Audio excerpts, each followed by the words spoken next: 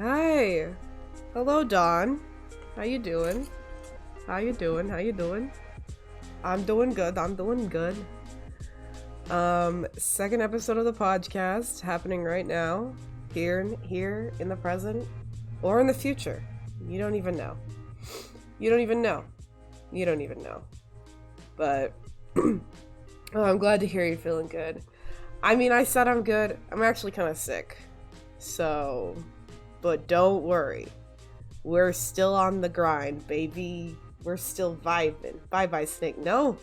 Snake's still there. On top of head. Snake on top of head.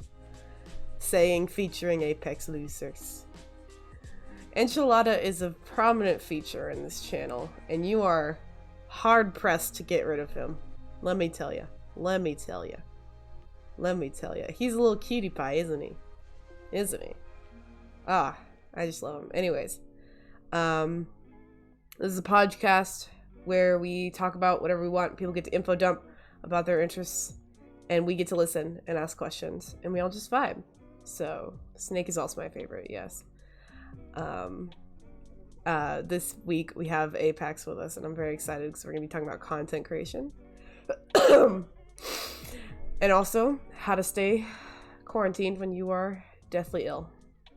Alright? Well, I'm glad you guys like enchilada, and I'm glad y'all doing good.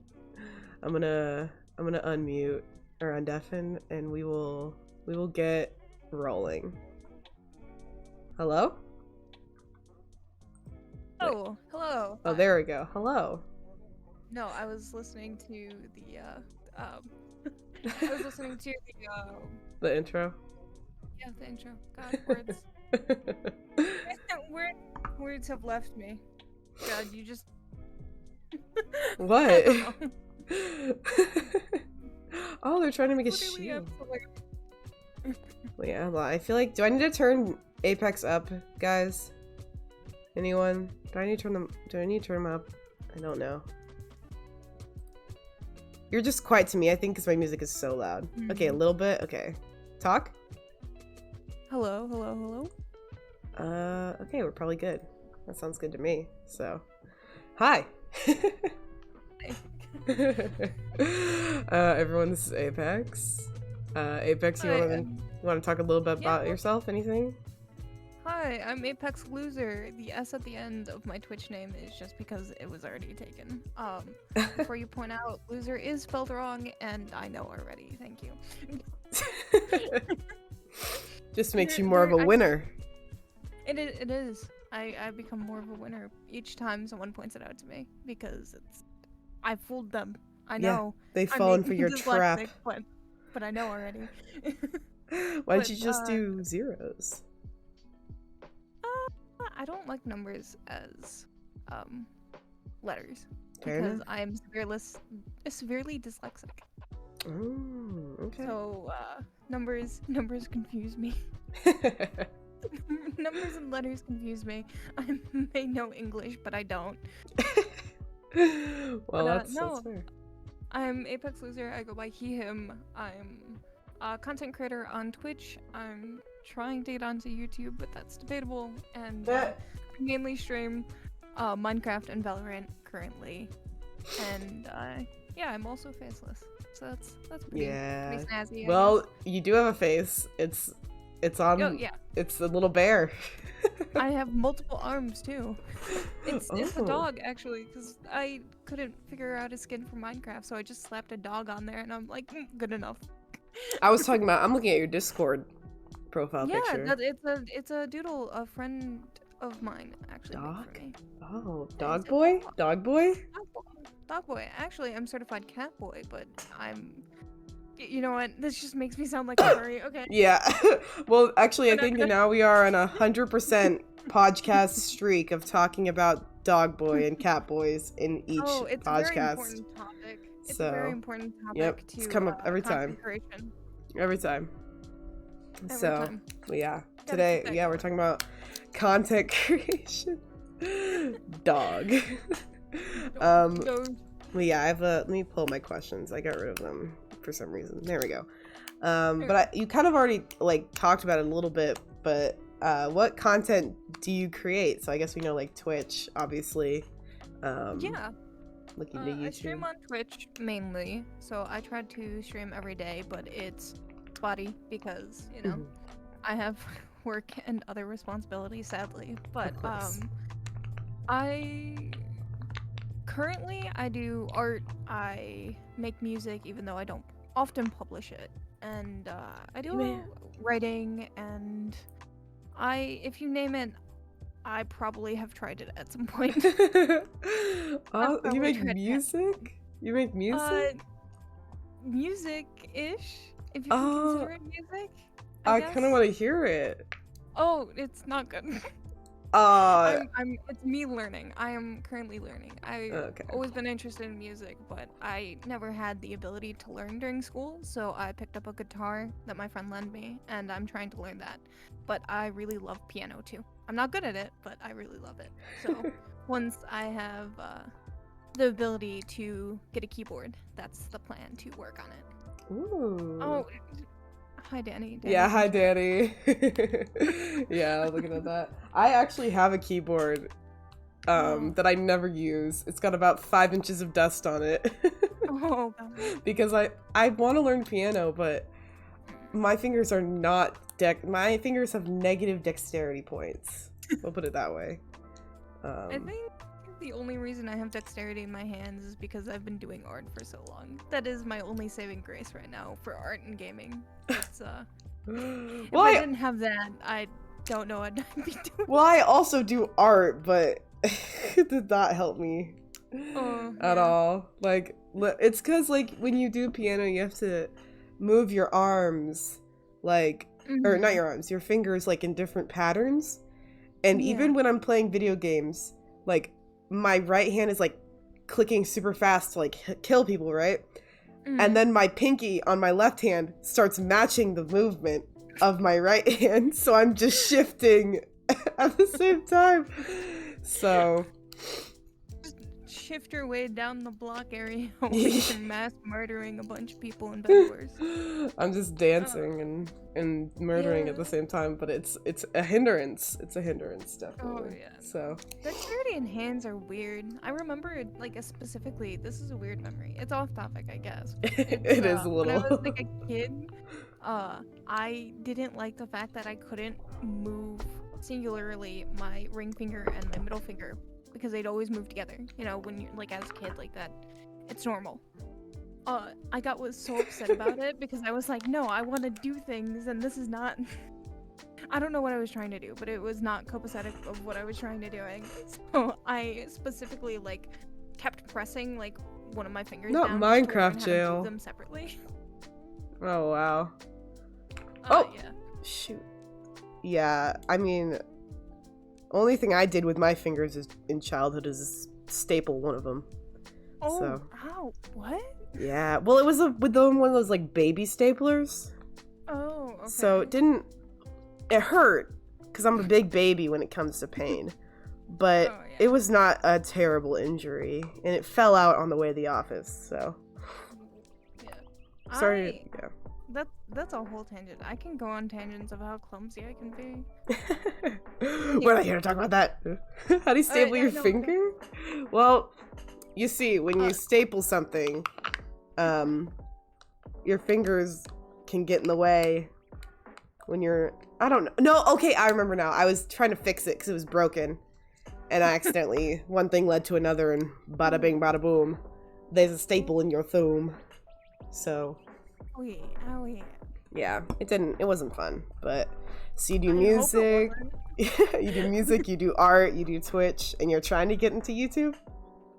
Yeah, the only reason I used to do YouTube, as an art channel way back. The channel has been deleted by now, but I no longer do it because I didn't like my voice. So I'm trying to get used to my voice again. And used to how it sounds on like microphones and stuff, so I can like edit. Because like I've recorded videos. I have like a backlog of just raw video that I just have not touched with an editing software program because I can't stand my voice. No, I feel that. Like, that's funny to like bring it up because I literally used to be a vlogger. Like, showed my face and everything. Oh, just out there. Yeah, and don't know, the videos are private now. Not deleted. They're still there, but they're private. I was watching one today, literally, like right before this. Yeah, I was watching one. And I'm so glad. By the way, Danny, that's really funny. If you look at what Danny said in chat, it's really funny. But anyways, yeah, I deleted them because I didn't want my face on the internet. But I was watching it today and realized, wow, I just showed my entire family. I showed the street that I was like go to church on. I said my real name. It was, if you didn't know, Poj isn't my real name. Fun fact. But that's not my government given. My government assigned. My government assigned name, but it's a myself assigned name, which is honestly better. But I didn't like doing those videos. I took them down not mostly because I didn't want to see my face, because like I just hate looking at my face and it gives me a very weird feeling that I don't wish to dwell on. So I got really burnt out when like trying to edit and stuff. No, I get that. I get that. I don't think I ever like continuously showed my face. Like, obviously, like as a kid you post pictures somewhere or whatever the hell, so there's probably pictures somewhere out there of me, but they're under a different name and whatnot. But I used to be faceless back then when I did YouTube, and I streamed on YouTube a little bit, but that was like way back. By the way, you can't swear on my channel. I'm so sorry. I forgot to tell you about that, but okay, I'm so sorry. It's okay. My best. I'm the one that forgot to tell you, so I'll give you a pass. But yeah, you have the ring to just like mute me if I do. I swear like a sailor sometimes. I am a sailor sometimes. You're just like, Poj, deafen, and I'm like, okay, and you're like, son of a, and then you just silent. Not even that. It's like I'll swear without realizing it, and then I'll realize it. I'm like, oh no.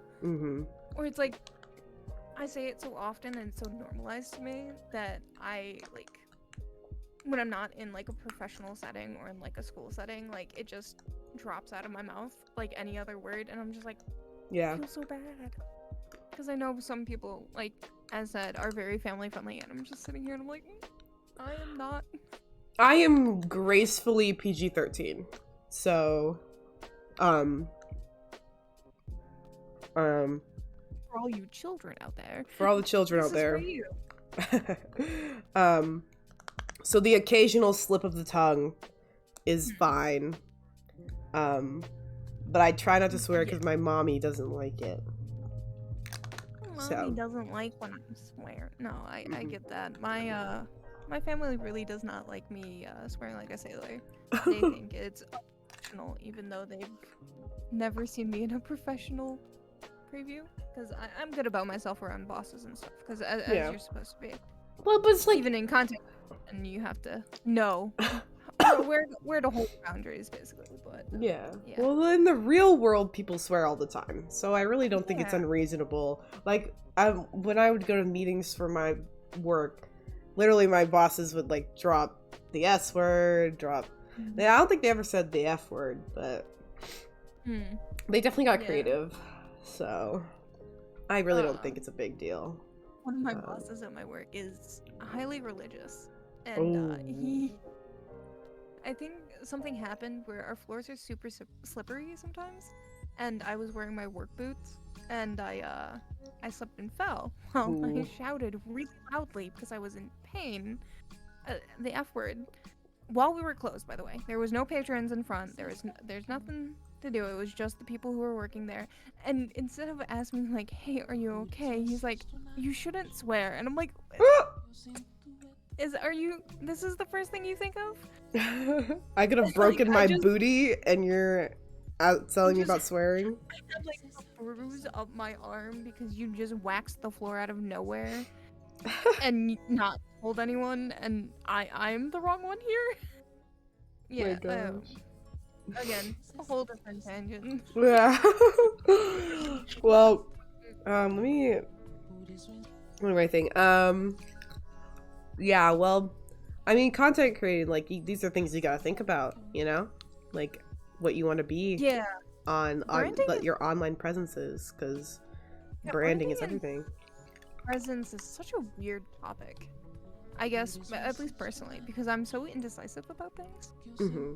Like, I've flipped through names a million different times. Like, Apex Loser, like, the names that have stuck around the most in my past, like, names I've used everywhere, Instagram, whatever. I'm not gonna name them, drop them, because you will find, like, personal stuff, so I'm not gonna do that. Yeah. But the ones that have lasted the longest are always, like, weirdly, like, out of nowhere that I'll come up with them, but the ones that I actually think about, like, for branding and stuff, they'll be just like, they won't last like a month because I'm just like, I just hate it. Or it's like, I can't think of like a theme or like what I want to like label my, I don't know, presence online as is, because like for some degree you do label your presence. You're either like kid friendly, you're PG-13, you're a Minecraft YouTuber, you're this, you're that. Yeah, yes, the you 3 ratings: PG, PG-13, and MCYT. I mean, MCYT, it's a splattering of people, but I feel like it's getting more, I guess, like PG-14, like high school age. It used to be very like face forward towards like young people, like 8 and younger. I For remember. Minecrafters, yeah? Yeah, Minecrafters. I wasn't huge when it first started, but like recently.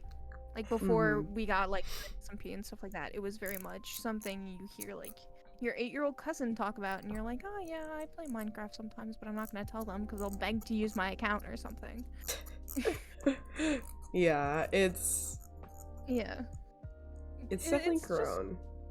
It's grown in a lot of ways that I can, like, I don't know, personally appreciate. Like, I wasn't huge into Minecraft as a kid because I think I had an account and it still lives in limbo.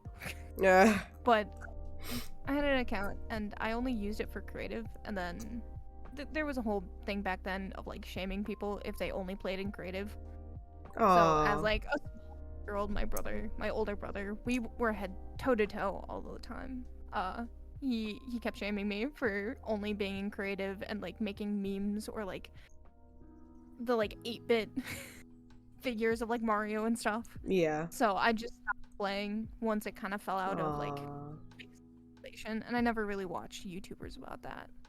So I was just like, yeah, whatever. And then I think my friends got me another account because they were begging me to play a couple years ago, 2-3 years ago, when I was still doing the art thing.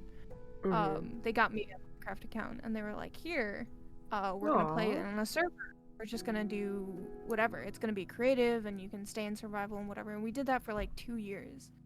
And I slowly fell in love with it again.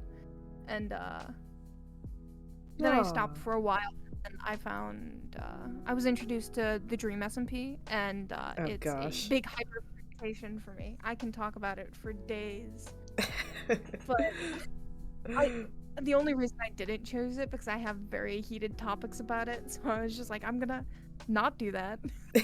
You could have if you wanted to. I am vaguely interested. I can definitely talk your ear about it off stream, but I feel like I don't like talking about it on stream because then people associate me with just being a fan. True. And that's another thing about content creation. It's like content creators seemingly can't like anything without being like, you can fan like behavior. Something if you're a big creator. You can like something if you're a big creator because then you're just like, oh, that's your job. You're supposed to be looking at these things. Oh, you could be friends with that person, whatever. But like if you're a small creator, you're like shamed for having interests in your own like niche. Because then it's like, oh, that's just fan behavior. So if like you're actually interested in like the content creator, the person behind it, you're just being a fan. You're just being weird and creepy if you try to reach out to them. And it's like, no, I genuinely am just interested in these people as creators. Like I am also in the same industry, quote unquote, with them. So yeah. why should I be kind of like, why should people be ringing the shame bell at me for enjoying something you're supposed to be enjoying, I guess. The shame bell. I mean, have you ever seen like the joke about the shame bell? No. It's, I can't remember what show it's from, but it's like an old show where this nun, I think it's like I Love Lucy or something real old, like 50s sort of thing. And this woman, one of the main characters used to do something, and another side character for comedy was a nun, and she would ring the shame bell at her. Ding, ding, ding, ding, and or it's like whatever, or like shake her finger at you. And it was just a big thing in my family, where it's like, oh, if you did something like quote unquote shameful, you jokingly like wiggle your finger and being like ding ding ding or whatever the fuck. Whatever the heck. Whoa. You caught it a little bit. I tried. I'm sorry. Well, sort of going backwards a little bit, talking about like online presence, I definitely like was really lucky because my parents were smart and didn't let me have access to the internet until I was like in like junior high or so. So I already had a level of and healthy like I had a level of common sense and a healthy fear of the internet, which I think a lot of people lack nowadays. Like, oh, definitely. Yeah, like I feel like if you're online, you should almost never use your real name, like never share photos of yourself, like all this stuff. But kids just go, like I did VBS this last week, and like literally my kids were making a TikTok like just unsolicited of the event, and I was like, guys, you can't record people without their permission and post it online. Like, don't do that. Especially a private event. Huh? I said especially a private event. Yeah. Because I mean, I just have random interests, so I know just a little bit about law. Don't ask me why I know what I do.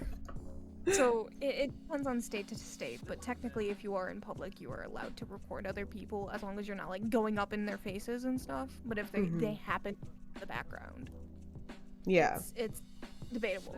But yeah, I agree with the whole like internet safety thing, because my parents did not know a thing. My dad likes to think he knows things about computers. He does not. But like I grew up on the internet. I think how young was I? I think I got my first like dose of internet in like 2nd grade. I started in 2nd grade, maybe younger. I can't remember. Ooh, yeah, that's too early for me. Oh no, it's completely early. I do not think 2nd graders need anything on the internet ever. Yeah. Unless they're Googling something for classwork with their parents sitting behind them, they should not be on the internet. I think like 7th, 8th grade, maybe. Yeah. Even then, it's like, oh, well, like. Even then, it's like debatable if you should be there. And it's so funny too, because like when I was like 14 or whatever, I would have said no, like I should be allowed to go on the internet, blah blah blah. Because like, but like it's fine for me to think that, because I sort of had a healthy fear of the internet and like I knew internet safety. But like now, being how old I am, like knowing what I know, I'm like borderline. Let's just make it 18 plus all the way. Like, don't have any kids here at all. I don't think 18 plus is all the way for certain things. I agree, but like, yeah, I feel like once you're in high school, you do have some sense of like self, and you have a sense of like making. Because with growing up on the internet, it's a double-edged sword. Like I had made some of the best friends that I've met in the world. I've met online and through the internet and through social media. But also I've had some of the worst experiences because I was a child and, you know, internet safety. I feel like everyone knows internet safety, but no one practices internet safety. Because everyone's like, oh, yeah, I do that, but no, you don't. Because we're kids. We don't wear helmets when we ride bikes. We don't do like the simple stuff. Why should we be trusted with something as big and expanding as, you know, the internet? Yeah. It's definitely something that has changed how we deal with like growing up and what we do. I feel like with the next generation, like our generation, if and when anyone has kids, there's going to be a little bit better safety with it because like we've been there, you know. We grew up there, and at least there's a big portion of us who, you know, have the not so great experiences. So we're like, yeah, no, my child won't touch a computer until they're old gray and biscuit mouth. So yeah, well then you think about like the iPad kids nowadays, and it's like you're just horrified at what you see. Yeah, I mean, and you're like, I don't want my kid to turn out like that. No, it's not even like their attitude, but also the dependency, I guess. Oh yeah, no, the internet is addicting. Oh, entirely. And it just has stuff like it's way too easy to see stuff that you should not be allowed to see at so young. Absolutely. And I feel like kids don't understand what they're saying is traumatizing in a sense. Yeah. Because like as like a kid, like everyone jokes about like, oh, I was able to do, and I'm not gonna name names, but you know, like they'll do challenges and stuff where they're like, oh, I looked at this video and it's like a really not great video. Yeah. Not anything sexual, but even just like gore and stuff like that. It's like they'll look at that and they're like, at least I did this and I'm so cool and stuff. And it's like, no, that's traumatizing, sweetie. Like that's no one should see that. Yeah. The person who went through that shouldn't see that. The person who went through that probably doesn't want that video on the internet. Like but it's like everything's very distant when you're looking at it through a screen. It doesn't seem real. But we're getting very off topic. I feel like creation comes with, you know, the notion of like growing up on the internet, at least for our generation. True. We grew up watching them. We grew up watching YouTubers and vloggers and, you know, artists and this, and we see them blow up and then we see them die. It's like this was our world for so long that it kind of encapsulates how we think about it, I guess. At least for me, I do. Like I basically was raised by YouTube from like 2010 up. Yeah. So like I watched Mark, Jack. Yeah. Big names. PewDiePie, other names that I cannot think of. Well, for me I was always before all that stuff happened. Well, maybe I can assume you were into like Jaden and all them, like all the animators, because you're an artist.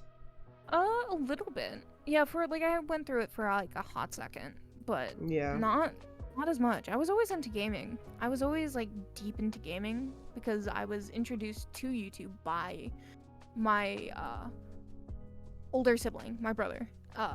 And he obviously was a big game nerd and he grew up gaming and stuff like that. So fun fact, I wasn't allowed to play video games when I was younger. Like we had PlayStations and stuff, and they were meant to be shared between me and my older brother, but I was quickly banned from them because I accidentally deleted a save file of my older brother's. Whoops. So my parents just said no. So I turned to like online, so I played like Club Penguin, Animal Jam, all that fun stuff. Yeah, let's go. And yeah, so it's like I was so into what I guess I couldn't have experience-wise, which was gaming and like the storytelling of gaming and the story writing of gaming and vlogs, and like Smosh was a big thing. Like I really loved Smosh skits and stuff. So I that was ingrained in me since I was a kid. Like when I was like what was it? I think 5th grade. 5th grade, our computer went down. Like our home computer, our family computer. Aww. So every day I would during the summer I would bike ride 4 miles to go to the library to like play Animal Jam and like talk to people online and like watch YouTube and stuff like that. Dang.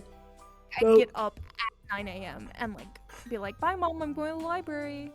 And she's like, my child is so smart, always at the library, and you're like, haha, Animal Crossing. Exactly.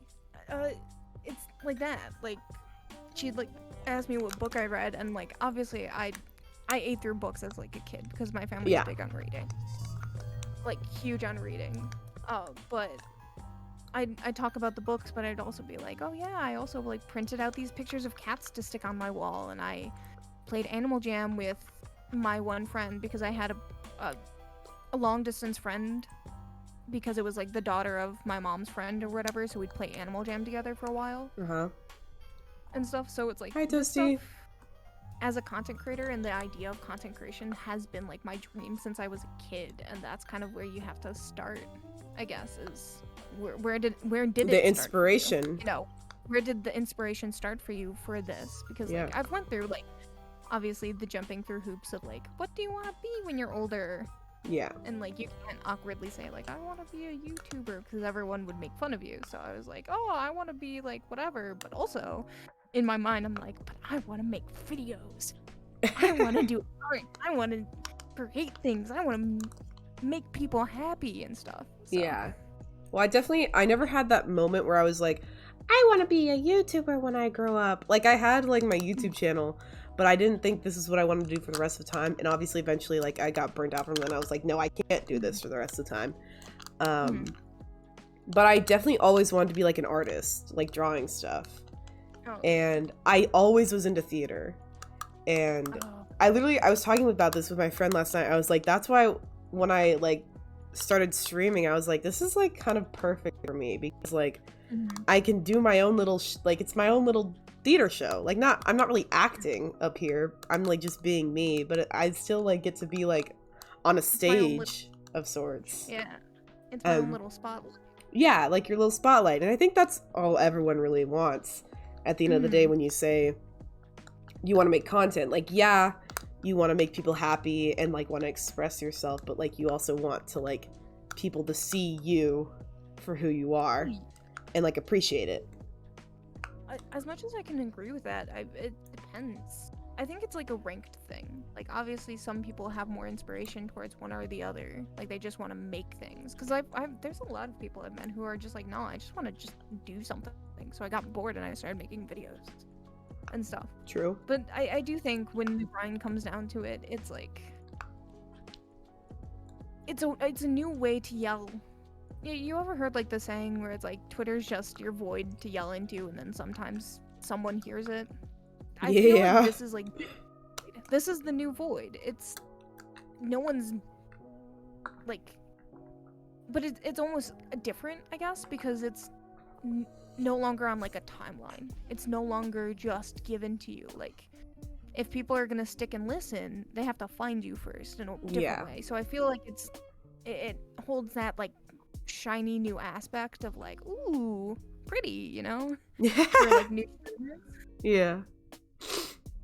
Well, I definitely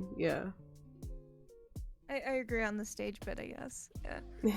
Well, it is definitely like everyone gets their own little stage, and it's like we're all in like a giant like hall of stages, and there's like audience members milling about, and you have to be like whoever's interesting, noticed. Like get people to notice you and stay for the show, you know?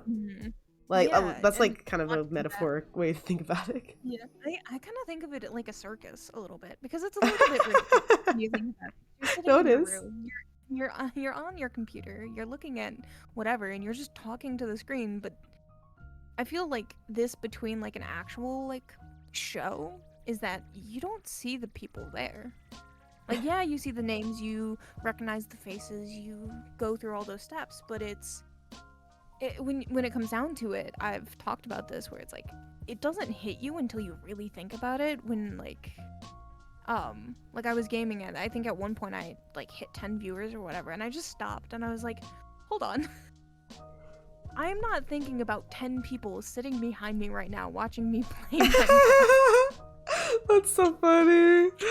When you sit down and realize it, you have like this sort of like crisis, because you're like, imagine 10 people sitting behind you. That's a lot of people. Like, people don't act like it's a lot of people, but that's a lot of people to be sitting in a tiny ass room watching me play Minecraft, of all things. If you think that's a lot of people, just think about the big people. Like, it kind of gives that like notion of like clarity on like big creators sometimes, because it's like like on the side of my thing, my follow channels, Minx, 4,000.1k people.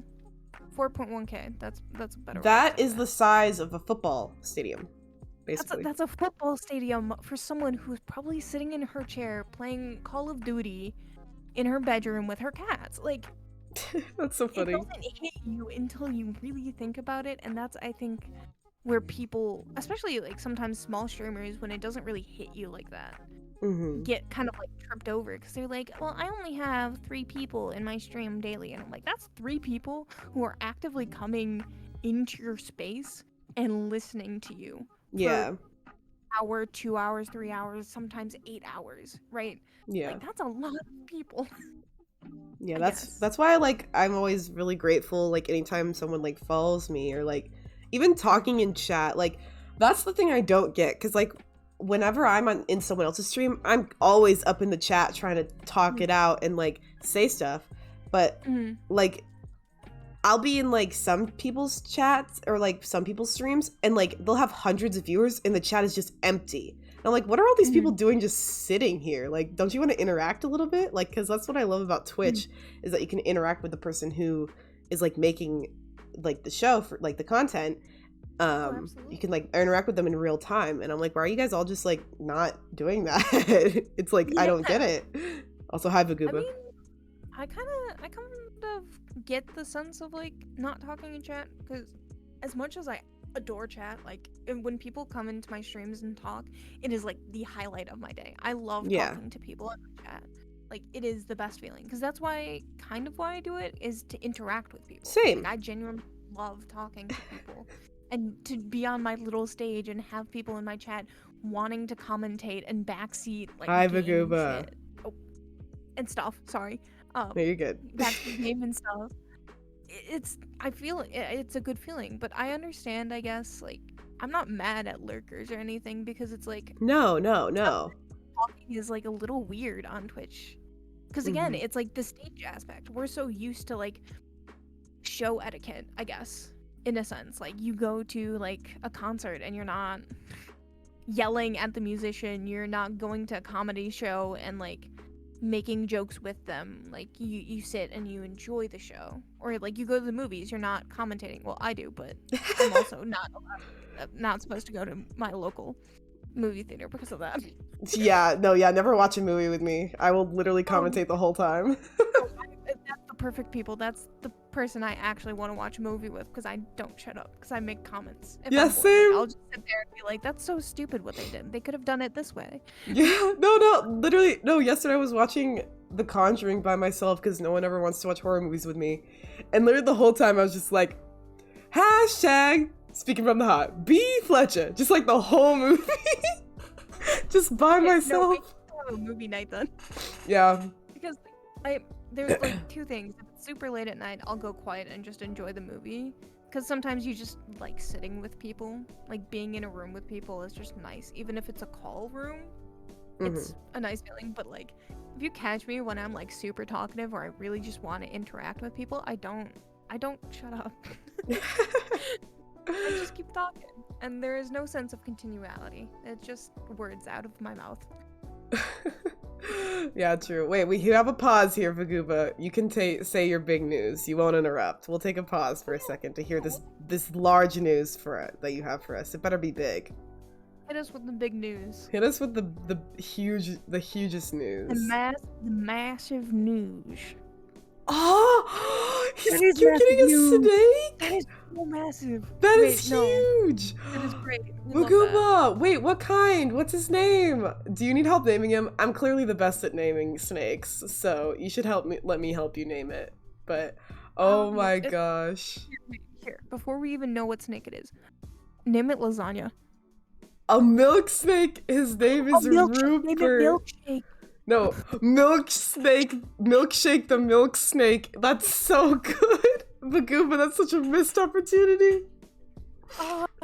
No, his nickname could be Milkshake. Come on now. My gosh. Rupert's a great name. Rupert is a really good name. Rupert is such a like strong name too.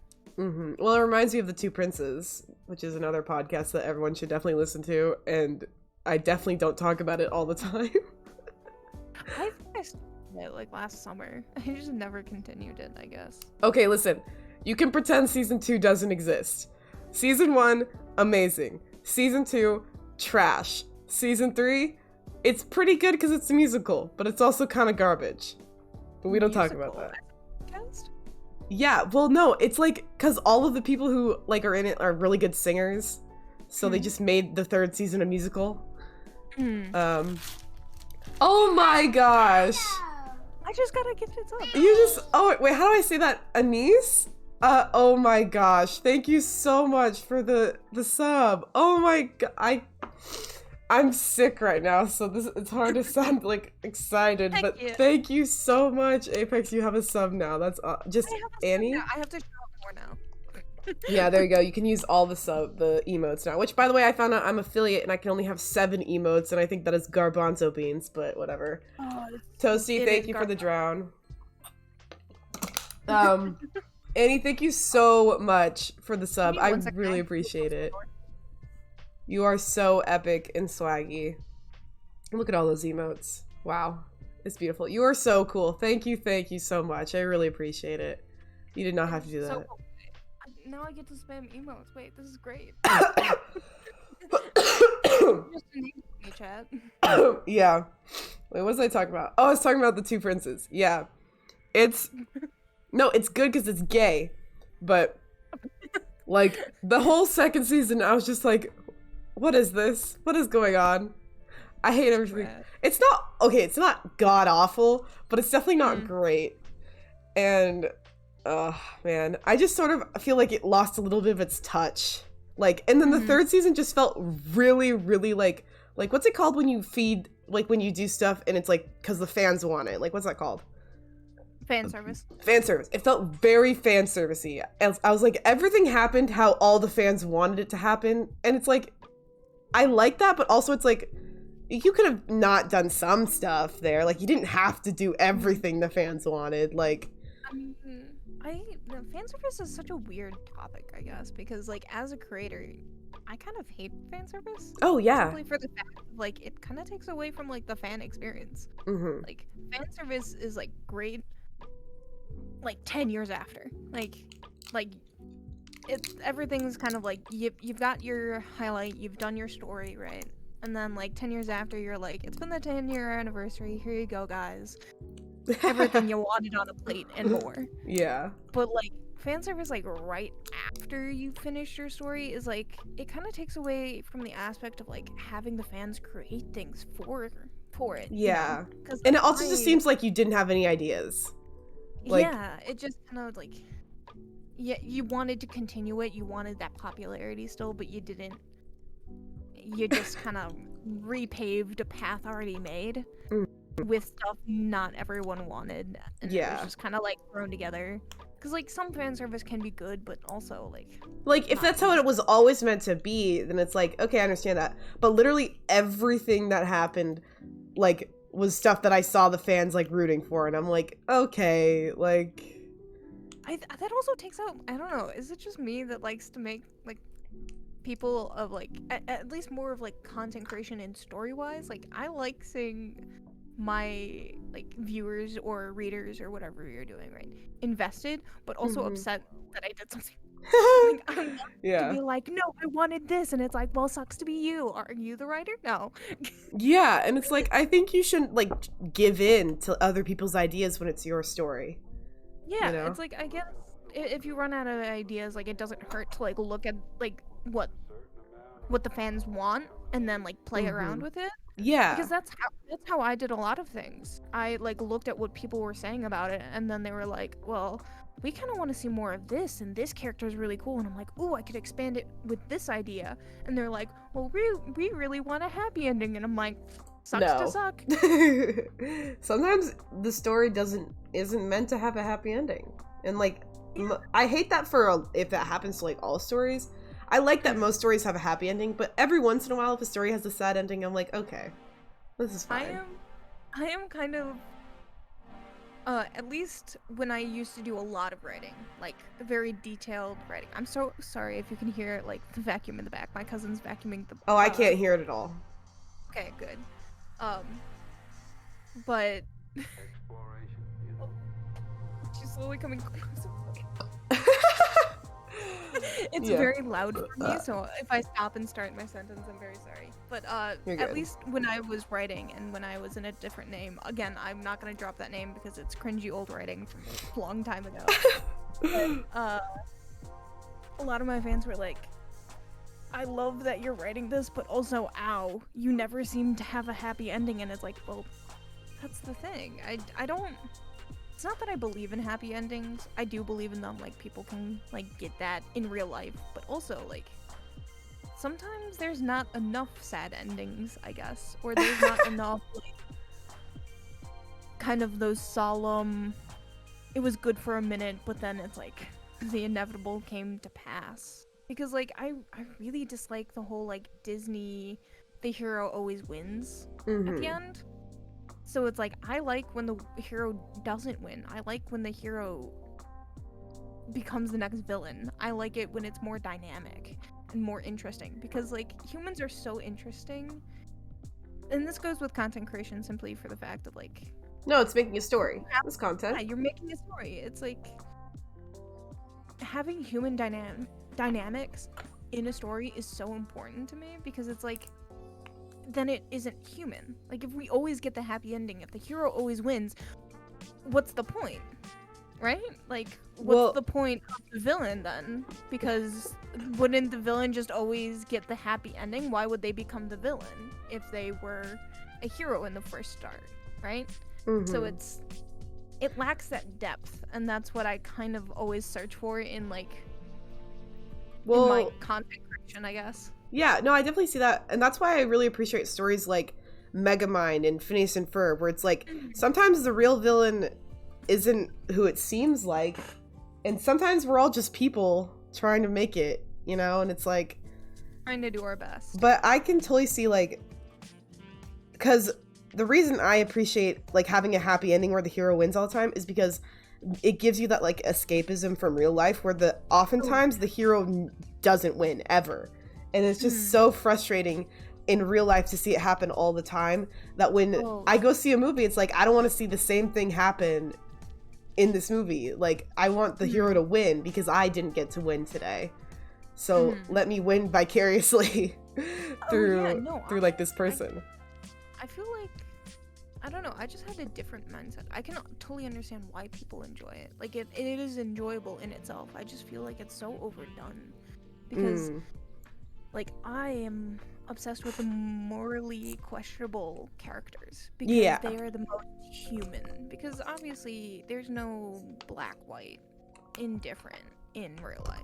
There sometimes is, because the hand forces it, but within, like, human existence itself, like, if left alone, is very, you know, morally gray. Like, we're not perfect, we're human. That's the point of being human. And, like...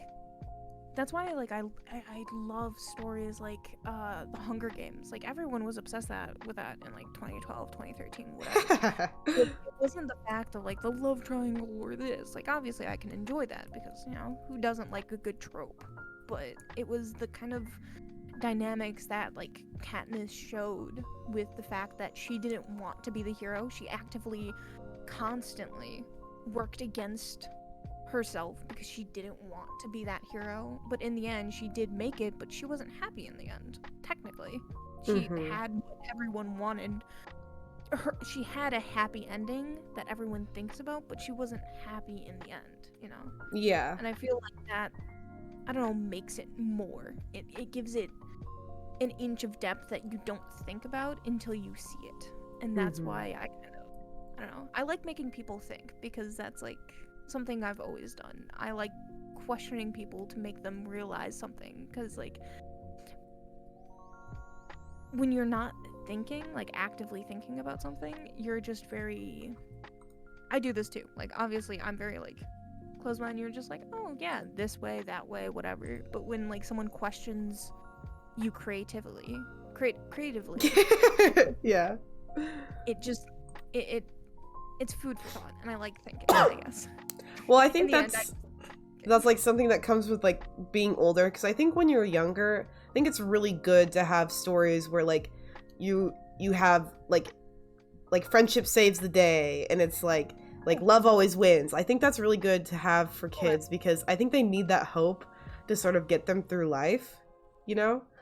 But then like when you get older, you can sort of have more like thinky stories where it's like, oh, they didn't actually win, but did they? And it's like, oh, I guess like they didn't win. Like there's consequences to the actions, blah blah blah blah blah. And it's like, I think I agree. It's good to keep it like nice for kids. Oh yeah, no, I agree. Kids, I always advocate for kids to have this simple love wins, whatever, right? Yeah. I do not think kids need to be thinking in depth about like war or this or that or the villain or anything like that, because in the end you want your kid to think of themselves as a hero. You want them to do the morally good thing. You want them to help that friend, to do that good thing, to do their chores, to right? You want that good.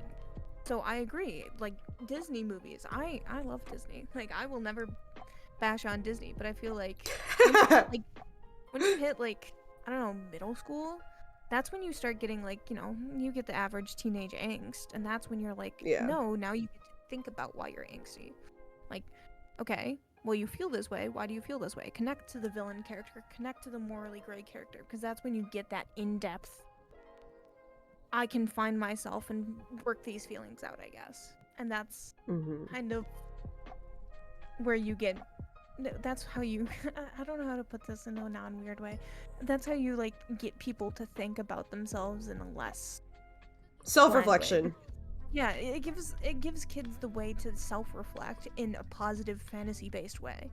Yeah. Because, like, self-reflecting in a realistic way sucks. Yeah. Like, you watch the news and you're like, well, now I'm self-reflecting and now it sucks. When you self-reflect on, like, I don't know, Star Wars or something, you could think about what you do as a character, what you choose, and then you could think about how it affects people and how it would change the dynamic of the show and whatnot. And that's where you kind of get that in-depth thinking and skill and stuff like that. And I feel like a lot of schools miss that when they choose like stories and stuff to give to kids and teach to kids. I'm always an advocate to throw out the classics. I'm sorry, I hate classics so much. Oh my gosh. Bruh. Well, Scarlet Letter? No, throw it out the window. Suck. I hated it. Well, the part even worse. I don't know, like, so weird. I think that's why a lot of people, or at least that's why I thought something like the Dream SMP, not to bring it up again, because oh my gosh, do people bring it up enough? But like, I think one of the great things about it was that it got people thinking about the idea, because my favorite form of acting is improv. Like that's the funniest and I think most realistic form of acting that you can do if you know what you're doing. So the idea of like combining that with like Minecraft, and it's like role playing for an audience and like creating a story with your friends, like the idea of that is so appealing to me, and I think obviously quite a few other people. And that's because the characters that they make are made with more realistic flaws, because they make mistakes in real time, because it is all improv, and it's like you're actually like developing the character realistically. I feel like they've moved a little bit away from that now, but the point still stands that that is an interesting form of content creation that I really appreciate, and I wish I could get into more if only every SMP I joined didn't die after a week. I felt that one. So talking about SMPs, I can talk about SMPs for days, because I had my own SMP. That's kind of why I got into streaming, because I only started streaming on this account this year because of an SMP, because I needed an outlet for something, and I stumbled across a Discord with my now good friends, Frank and Judas and a bunch of other people, and we all were like, well, we're gonna start an SMP, we're gonna play on it, but we also want lore. So I accidentally became the lore man.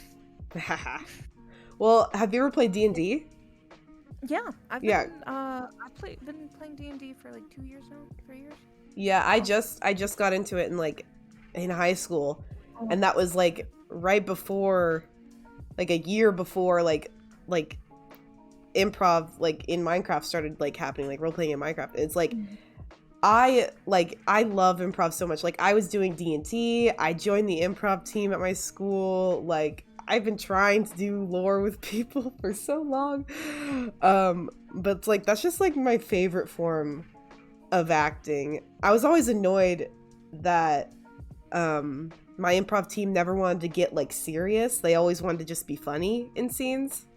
I'm like, I want a scene where it's kind of like low-key serious, you know? Like somber. You're dealing with serious topics because it's still acting, it's still improv because in the end, LARPing. Yeah, LARPing. Well, I love improv. I love improv, but also I kind of suck at improv a little bit. I'm great at improv. Okay, well, I'm not great at it, but I'm not bad at it. I definitely carried my team. If you have to play a character that I can't personally resonate with, I struggle, man, because like I think what makes me a great writer is my enemy when it comes to roleplay, improv based roleplay specifically, because like, I think about my character and I input, like I can separate like things that I've gone through, and most writers can relate to this. And you can pick out things and you can be like, oh, I can morph this into this character and I can morph this into this character. But if someone's like, here, you're going to be playing this sort of character and you can develop it however you want, I'm inclined to do things that I know. And with you're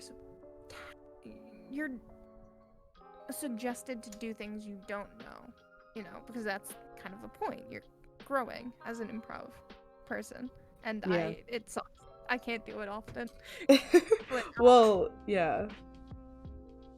I think with like sorry, go ahead. Well, all I was gonna say is that I completely agree. Like, I love the Dream SMP simply not only because of the lore, but because of how they do it. Specifically, I was really interested in like I don't know. When did I get really into it? It was this year, but not the point. I was so invested in the writing and the writing process. And like, Will Bursoot as a creator does not give away secrets easily. If it's not hardworking towards the characters of his writing process, I guess, specifically. So I was just sitting there and I'm like, this is the first time I found like an inspiration for writing for like an improv-based roleplay. And it pushed me out of my comfort zone to no end for my writing, which is such a great thing. But it was so frustrating because he was just sitting there and he's like, people will ask in his chat and be like, hey, how do you write this? How do you dream, blah, blah, blah, name creators, write all this? Like, how do you do it? What's your process? And he's just like, sucks to suck, you'll never know. And I'm like, damn. Like, why do you do this? Let me know your secrets. Give me your secrets. Not to be like a podcast nerd, but there is another podcast I want to bring up that is entirely, or not entirely, I'm sure, but like it's mainly improv based. And there's no game involved. It's literally just story.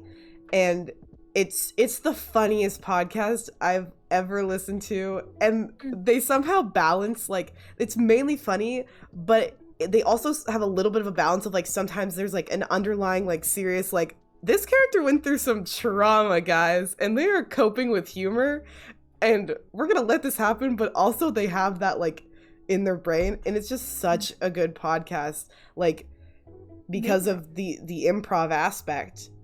Like, it's called Mission to Zix. Sorry, did I not, if I didn't say it? No, you didn't say it. I've definitely talked about this before. It's called Mission to Zix. It's so underrated. They're in their last season right now. The sound effects are just incredible, honestly. But it's all like improv. Like, even the songs that they make up in the show, like, will have like background music to it. But it's like the background music is made after the song is made, like real time, like while they were doing the improv. So it's like, it's just such a cool collaboration. Like every week they have like a new comedian or like content creator like come on and like be a person like in the show. And it's, if you like the Dream SMP, you probably will like Mission to Zix. If you're drop the link then. Give me the link. It genuinely sounds so interesting. It has been a huge part of like my inspiration since I was like a kid. I think I was doing roleplay. I think it's since I've been on the internet. Like, I think, what is it? This is not gonna shine me in a great light, but like, Warrior Cats really kicked it off for me. There we go. Warrior Cats was one of my big hyperfixations. I spammed it in the chat. That's just their that's their own thing. They're on their 5th season, so, but it's so funny. Oh my gosh, don't bring up Warrior Cats, those still is in the chat. But Mission to Zix, it's about like a group of people that are in space. None of them are humans. It's all like made up, like okay, the closest thing we have to a human is my favorite character, Plek, who is a Tellurian, I think. And he's basically human, except apparently he's very pink. So, and also the fans just decided that he had blue hair. I don't know where that came from, but in the style, okay. He's the show is so funny. In the first season, it has Plek, and then it has Dar, which is an omnisexual, omnigender alien creature, and they are like the muscle of the group. And they have a bunch of like pockets like in their body. It's really weird. They're very sexual.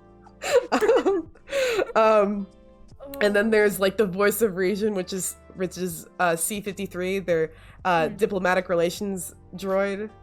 Diplomatic relations and communications droid, I believe it's the full thing. And then he's like just a robot. And then Nermit, Nermit Bundaloy, all the characters are so likable. Oh my gosh. You can hear my voice, I'm really excited. But Nermit Bundaloy, he's like the one that like gives them the missions. He's kind of like a little secretary guy. He's a little lizard bird thing. It's such a good show. I highly recommend. I mean, I have time, so I might just pick something up. Yeah, it's I mean, obviously like give it some time to like, because obviously the first few episodes are gonna be like a little rough around the edges, but they actually start off pretty strong, I felt like, because I was hooked the first time I listened to it. So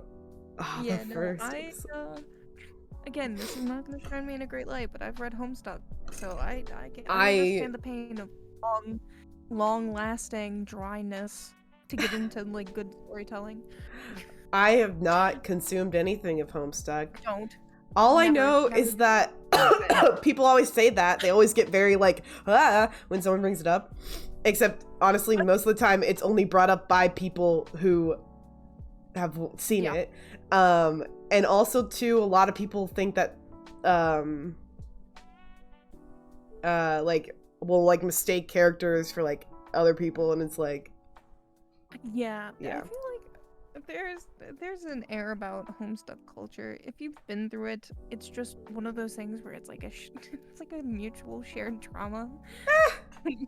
So like when you see someone who also knows it, you just kind of like look at each other with knowing eyes, because like, I will not get super into it, but Homestuck is an enigma on its own. And I never understood what was so bad about it.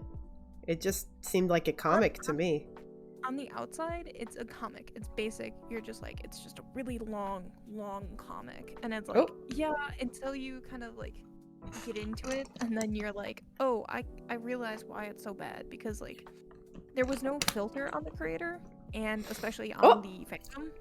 There's like, I'm drowning, by the way. Filter in a way that like obviously younger audiences were consuming it, 13 plus really were really consuming it.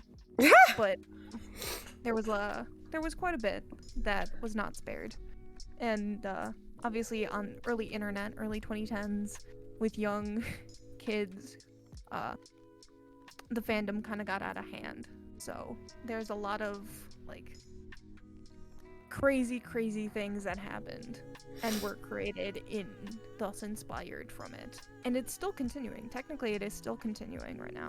Yeah. And, I've not touched it with a 5-foot pole, and from what I've heard of it, it's worse than what the original was. So I'll just leave it as something leave it as that to never be spoken about.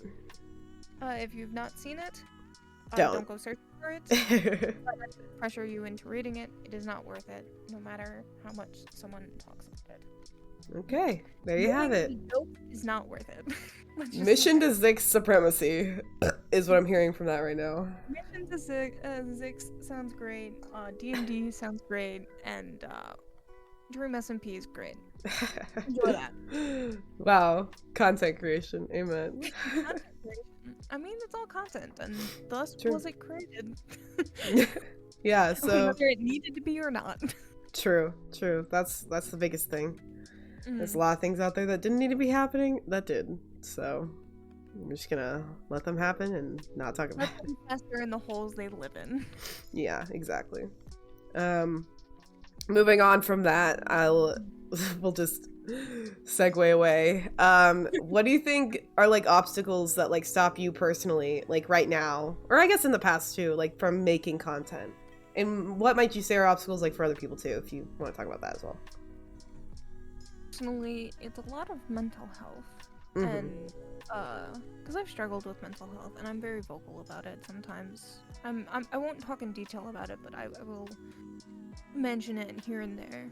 But it does stop me from time to time because it's content creation. As much as you love it, it does take a lot of energy because it's a lot to think about, I guess, in a way.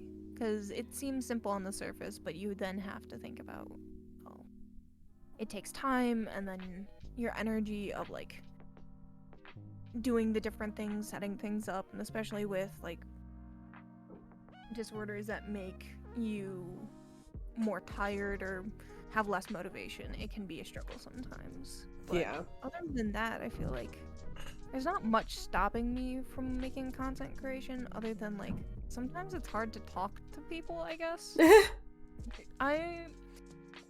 I'm both a sociable person, but also not a sociable person. Like, I am very choosy with who I talk to, at least on, like, personal level, like, Podge, Danny, close friends that I continuously create content with. Like, I am a very choosy person, and if I do not feel like I will often get along with you, I just will stay out of your way, because why use that energy when I could be making more content for myself, I guess?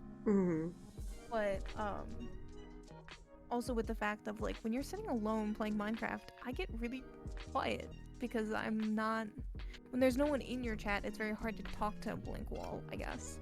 Yeah. It's very literally sitting at a wall and talking to it because your screen's a wall in aspect. Like I can talk, that's a wall. I can talk about like building something in hardcore, but like you can only repeat yourself so many times. Yeah. So I just end up, you know, like listening to music or like singing along to it, making small comments, being like, "Oh, I'm gonna be doing this, blah blah blah," but then it quiets down, and then when people actually enter your chat, you're quiet, and then it's like, well, why stay, you know? Unless it's that's okay. True. So it's a bit harder. That's why I kind of like having other people in the voice call with me, at least at the beginning, because it's like, again, I can talk someone's ear off when I can hear them responding. Or we have a conversation, or if there's someone in chat, I can talk their ear off for days. But if I'm just talking to the wall, I really get stuck, and I feel like that's a big hard for a lot of starting creators, because in the end, it's a wall, and it's a very hard wall to get over. And you're footing in the door and start to get like people sticking around for your streams and stuff. Yeah, it's definitely hard. I mean, I like going into it, like I was looking at a lot of like tips and stuff on like how to do Twitch and everything. And one of the things I got was like always be talking, like always try to be talking. And I was like, yeah, you know what? I noticed that like whenever someone is not talking, like I'm a little bored, and if they are talking, so whenever I'm in my Twitch chat, I always try to be talking, and like it's not too hard for me. Like sometimes it's like I literally don't know what to talk about at all, but then sometimes it's like backfiring as well, because it's like I just start talking nonsense and I just sound like a crazy person. Like literally, I forget who it was, but like someone in my chat, like I was just talking nonsense and they're like, what are you even talking about right now? And I'm like, I don't know, this is what happens when you guys go quiet on me. I don't know what to talk about and I'm going insane. So there's Definitely that aspect to worry about. I've looked at tips. I've looked at the things. I've brought up like questions. I've done like truth or dares and like talked about them in discussion. But like in the end, it just, again, it's very hard to talk to a wall and get your foot in the door, you know? Because like I love talking to chat. I love interacting with chat because sometimes chat's like the funniest person there. Well, that's true. Well, I think I have a lot of Whoa. I think I have a lot of practice because I'll often just be in my room just talking to myself anyways. So I do that a lot. So now there's actually a chat to talk to as well. So it's like, oh, I get two things. Me and chat. 2 people get to listen. 2 people get to listen now. I get that. I talk to myself alone a lot simply because I feel like that's just how I process things. But also, it's much different when it comes, at least for me, I've experienced it much differently because I feel like I'm very quiet around people. Like, I will talk to myself to no end by myself in my room doing whatever I'm doing. I will sing, I will do whatever, I will act out whole scenes of like movies and stuff just because I'm bored. But when it comes to like people, I think about people just sitting in my chat like kind of like a con panel room or like a convention panel room. Yeah. Where they're like, you're sitting at the desk and you're expected to like entertain people while you're playing this game, which is great and it's easy when you have people there. But if there's no one there, it's very hard. Or if there's one person there, but they're only lurking, it's still hard because you're just then talking at them and it feels rude, I guess, to me. Because I'm like talking at you and you're just like blank-eyed staring at me. Well, again, it's like people sitting behind you watching you play Minecraft. And it's like they don't want to interrupt you almost. And it's like, no, please interrupt me. And it's dead silent in this room right now. Don't just look at me like blank-eyed and like staring at me, because then I'm gonna question if you're like even there. Because it's like, hello, wave your hand in front of their face. Like, I appreciate the support, but are you okay? Yeah, true. It's like, that's why I appreciate like when people say they're lurking, because it's like, I'm like, okay, I know you're there, and it's like, I know you just have me on the background, versus someone who I know is there, but they just stop talking, and I'm like, yeah. Where'd you go, buddy? Did you just... Okay, cool. Didn't even say goodbye. Awesome. Yeah, no, I get that. I will appreciate lurkers to no end, but also it does get frustrating when it's like, where'd you disappear to? And I think that's why like I get so angry at people who are like bigger creators and they can't read the chat, because it's like, I have no one in my chat and you have thousands of people in your chat and you cannot even read your chat, and I'm like, what the heck? I feel like I have some like understanding, I guess, to bigger creators. For the fact of like, chat goes by, like, if you've ever sat in like a large creator, even 2,000 people, chat goes by fast, and that's overwhelming. And it's like, yeah, I kind of get upset sometimes, but it's like, I feel like donos are like a great way, or like talk text to speech is like a great way to interact if you can't like see chat. Like I'm currently on quote-unquote vacation. I'm at a family member's house right now, so I'm not at my usual setup, and usually I have like 2 screens, so I'll have chat up on one and then I'll have whatever I'm doing on my main screen. But like, I can't see chat, so like, I've been having people come into chat and try to talk to me, and I can't see them, and I feel so bad. Do you have a phone? Pull it up on your phone. I'm horrible at keeping my phone charged. So when I'm like, oh, I'm gonna stream now, I go to check my phone and it's dead. And I'm well, you only have yourself to blame now. Oh, yeah, no, I am definitely blaming myself for that one. Like, I will not blame myself.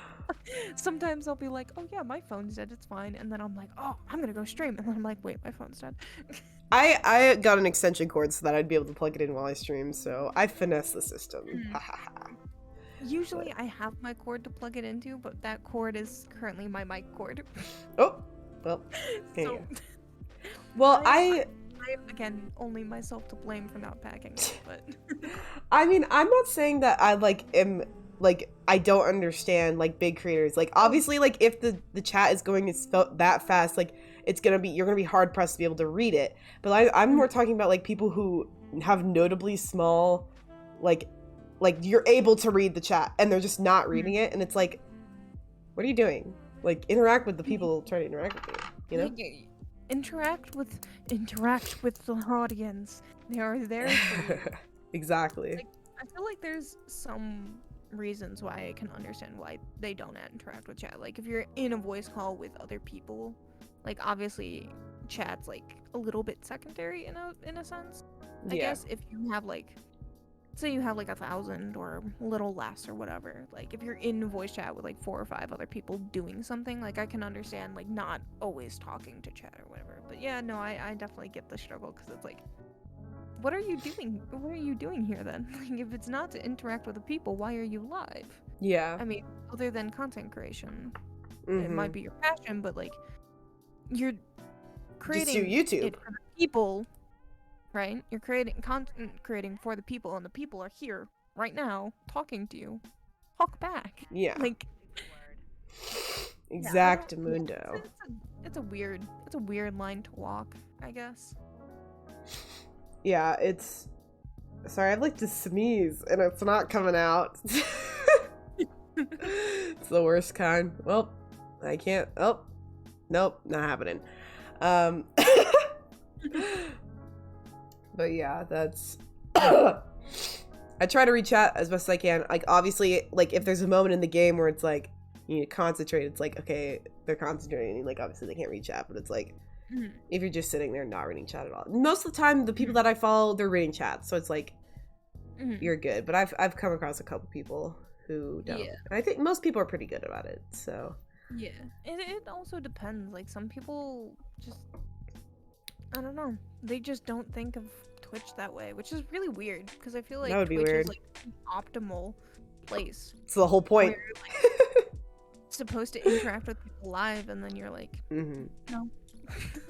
No, sorry. Like, I'm here to like interact with friends and you can watch and stuff, and I was like, yeah, that's fine, but also like that's just a little, I don't know. It's just a little mind-boggling, because usually it's like larger creators that like transfer over from like YouTube to Twitch specifically to be live, because they don't want to like go live on YouTube or whatever for whatever reason. But it's like, why are you here? Like, if not to interact with chat, what's the point? Yeah, Keeg, also that's true, like Keeg, like when they need to focus or like makes you uncomfortable, like that's a whole nother thing. Like that's a whole another aspect of like the whole boundaries, like it's like really weird. So I've been on different tangent, but I've been on Twitch since 5th grade, so it's been a hot minute. Yeah, different account though. I still have that account. I still use that account. Oh, drop the account. Drop it. No. It is an alt, and no one will ever find it. And I still follow some of the original people I used to follow. They no longer stream, which is sad. But yeah, they were like small art streamers and stuff. And yeah.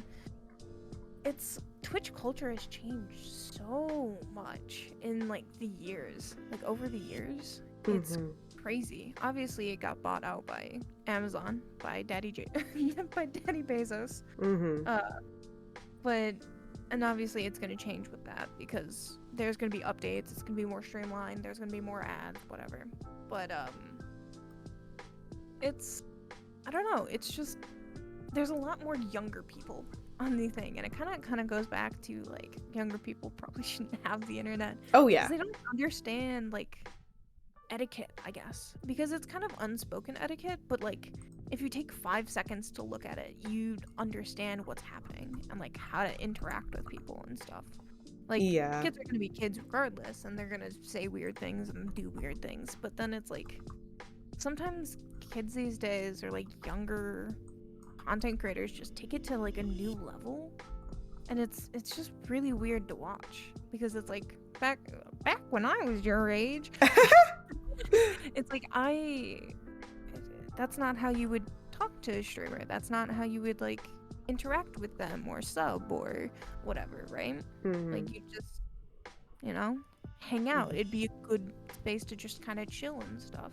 Well, I find it like looking at like fandom culture, not specifically Twitch, because I just started looking at Twitch like last October or something, but like looking at like fandom, like internet, like fandom culture and internet as a whole, it is so like interesting to me, because when I was a kid and like the biggest like, because I've always been into like the fandom stuff, because I enjoyed like making friends and like talking about it and stuff. And like back then it was like a very big thing to like ship like Dan and Phil, and like have all this content be made like about like real, like shipping real life people and like stuff like that. But now it's like people are like actually taking into consideration like creators' boundaries now. And like that's so interesting to me, because everyone used to break them like all the time. Like people obviously still break them now, like that's just a given with the internet, but like I find it a lot less now, and that's very interesting to me, the shift. I feel like because it's a lot less, it's a lot worse too. Because really? like, yeah, like specifically taking into account like Dream SMP, because Dream SMP is the hot ticket right now. A hot ticket, and it's chock full of like younger kids, so it's fandom culture 2T, not talking about other things and whatever, but like, you know, what is their ship name? Dream Not Found, right? Yeah, I think so. Like, yeah, they take into account like streamers and content creators' boundaries, which is great, which is amazing, and we love it. We love to see it, because it's like, okay, not to be salty, but a little bare minimum, but you know. yeah, it is. I feel like when people do break like streamers' boundaries, it's a lot worse. It's like nasty. Because like I've joined Discords where I'm like, oh yeah, I'm interested in the same things, I'm interested in the same content creators, whatever, and they're like, oh yeah, we openly ship not great things. Not to be too specific, because they're never gonna see it anyway, so what does it matter? It's like, it matters because it's illegal. Whoops. Yeah. It's like instead of like the small things, I guess, not to say like streamer boundaries are a small thing, and it's not a bad thing, I guess. It's not like it's a weird problem to have, but it's like, because it's never broken, because people have that respect of their content creators to be like, okay, we're not going to do XYZ thing. The people who do break it are doing like all the worst stuff for all of it. They are checking off the list kind of thing. And it's like, I just, and then they refuse to talk about it too. Like, when you're like, hey, that's against my boundaries, that's like not great of you, like because of XYZ thing, they're like, well, I don't care. And it's like, when you go back to like Dan and Phil, right? Like, no, it's not great that their boundaries are broken and stuff like that, but like, at least if you were like, hey, like, did you ever think about how they might feel about this? And they're like, oh wait, no, that actually makes sense. Right? Because it's like a bunch of 13-year-olds aren't using their common sense of like, hey, maybe I shouldn't ship real life people, right? Yeah. It's, I don't know, it's a really weird, I mean, I guess. To me, I think it's so funny. Like, I find it hilarious to ship real life people. Like, okay, I will admit, when I was younger and like into Dan and Phil, it's like, okay, literally, if you like Dan and Phil, you were like, you wanted them to like be a thing, because everyone thought it in their heads, and like everyone would like always pass them around and like, oh, look at this cute edit I made, and it's like, okay, like whatever, like obviously, like if it doesn't go too far, it's all kind of like harmless fun. But like looking back now, I find it so funny. Like the idea, like I see some of the art people make of George Not Found, and it just makes me laugh, like fall in my chair laughing. It's the funniest thing ever. Like, oh, it's, the idea is just hilarious to me. And like becoming like a content creator myself, and like the idea of someone like shipping me with a friend, I also find hilarious. Like I know some people will be uncomfortable with it, but I just think it's funny. I don't mind shipping culture because I grew up with shipping culture. Yeah, same. But like, it's just one of those things where I'm not too uncomfortable, as long as it's like, you know, legal, it's fine. Yeah. Like, were you ever into like Septiplier? No. Like, or not like into it, but like you were aware of like what was happening with it, and like do you remember the whole thing where it was like? I think everyone was aware about it. Like I think if you ever touched Mark and Jack, you had some semblance of knowledge of it because were you how long ago were you a fan of Mark's? Because before Jack, he was really good friends with like this creator named Yami, and it was basically Septiplier. That how that whole ended was literally for a repetition of what happened with like Yami and Mark. No, Yami. No, yeah, I'm still a fan of Markiplier. I never really watched Jack. I always watched Markiplier. I was always a fan, and like that was like the one artist that like would continuously draw like NSFW stuff of them, right? No, Yami was like a friend of Mark's who used to do content creation with him. Oh. He was another YouTuber. I used to watch him, but he fell off the face of the earth because like the shipping got too much. Oh. And they started getting personal with it. So instead of like them separating ways, they like Yami just stopped making content and stuff. Yeah. I think. Let me try to find who the artist is. Go ahead. Sorry. But oh my gosh, the FBI is gonna get me for this one. I regret looking this up. Oh my gosh. FBI, please. Don't hurt me. I'm just looking for the artist name. Okay. Apparently Yami did eventually come back. I just looked up his new YouTube channel, but like they separated ways and stuff, at least publicly and stuff, and it's I don't know.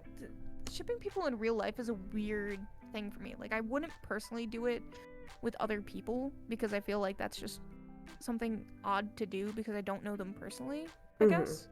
But like if someone was like, oh, you and ex-friend, I'm just like, funny, because you have like zero idea of what a relationship actually is. Yeah. And it just kind of, I still have like those notions of like jokes because like I feel like I see it a lot with like friendship wise specifically, not shipping wise, with like Tommy Tubbo and like Ranboo. Because like I do watch their content. I really enjoy some of their content, especially Ranboo. But they always like go based off of like their characters kind of like personalities, and then like younger, you can see it when younger fans are like kind of mushing like the characters' personalities onto like the actual people, and you see like these edits and stuff and jokes about like them being like the trio but whatever, and then you just kind of sit there and you're like, probably if you really think about it, they're nothing like those characters and they all have like swap personalities or something. Yeah. And that's what I kind of find funny because it's like the irony in it, I guess. It's like having a bunch of people on the internet assume what you actually are or who you actually are or what your relationship with other people actually is really funny to me because it's like, oh, you think this, but surprise, bitch. Hey! Stop that. So, I know, it's difficult. Surprise, you can make it through. I guess. You can make it through. Yeah, like I think the only thing that would make me uncomfortable is if like people ship me with like Joy because we call each other brother. So that's a little weird. It's a little weird. Little weird. If a like relationship is specifically set up as like a familiar one and you still like ship them, yeah, like, that's weird. I think weird. I think you're walking on a really weird line, you know? Like yeah, that's a really weird line. Like I think I call like a close friend of mine, Frank. I used to stream with him quite a bit before he stopped streaming because he got busy and stuff. Like we constantly call each other like brother and family and stuff like that. And, yeah. Like the idea of someone like shipping that is just like, that's a thin line you're walking there, buddy. I think you should step the hell off.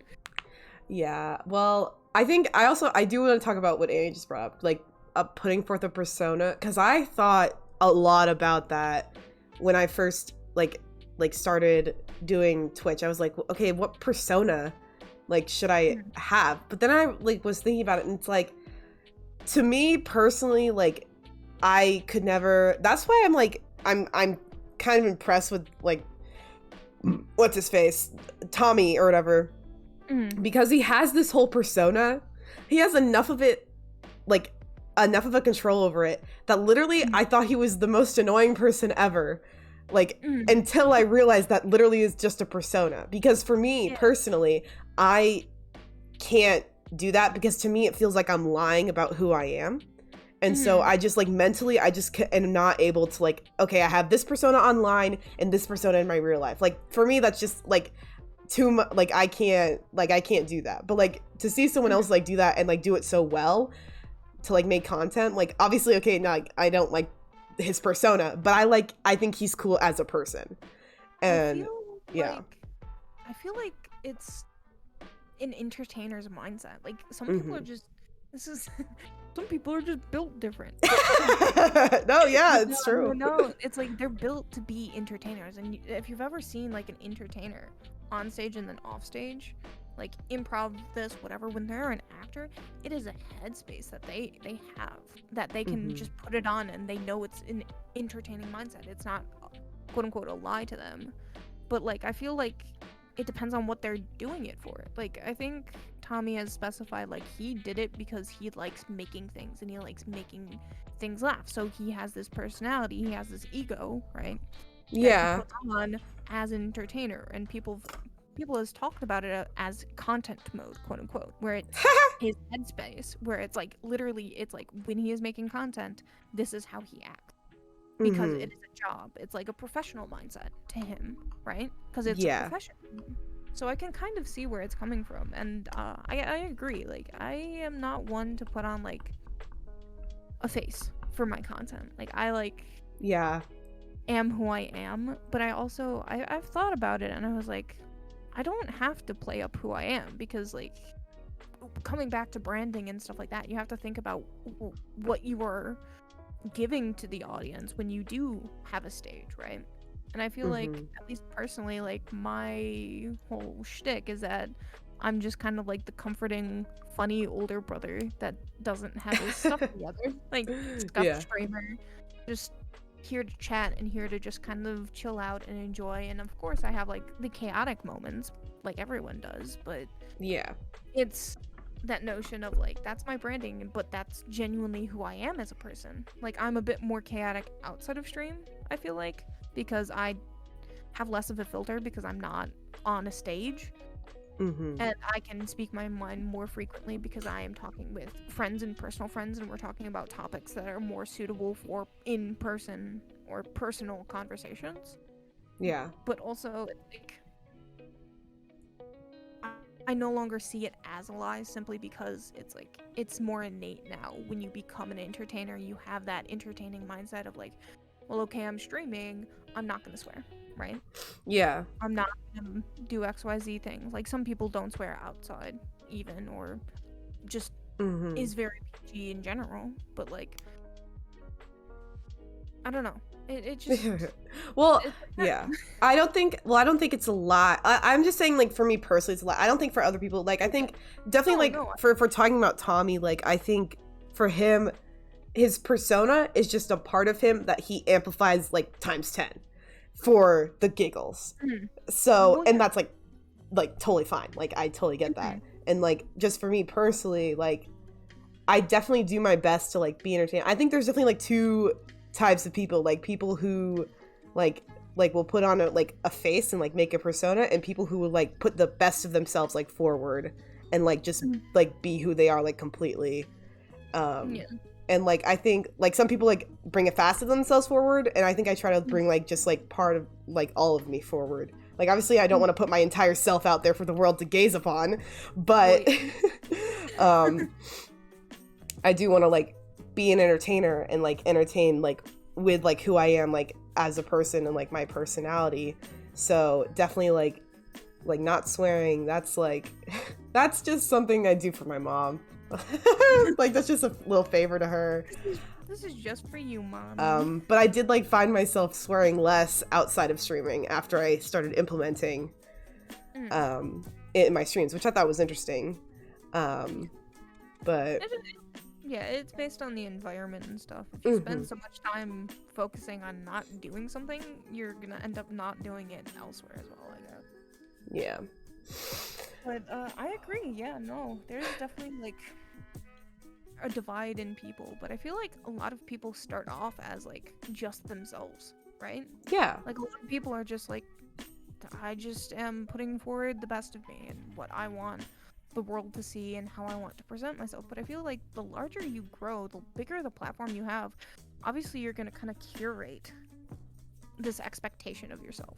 And your fans or your viewers or readers, whatever, they're going to curate this specific view of you and how you are and how they see you. And obviously, slowly, with time, however long you're doing it, like, Tommy's been doing this since he was, like, what? Like, 13 or something? I don't even want to know. It's too young. Like, too young for me. Small child, and unfortunate. It's like, he's had time to kind of curate, to kind of, like, nail down that aspect of him. Of what people enjoy. So it's, like, specifically... I don't know, it's taken time for him to get to that. Oh, I genuinely thought he was just an annoying little guy. Yeah. Again, I was gonna. It's a sub and word. Leave me be. I'm trying. It's okay.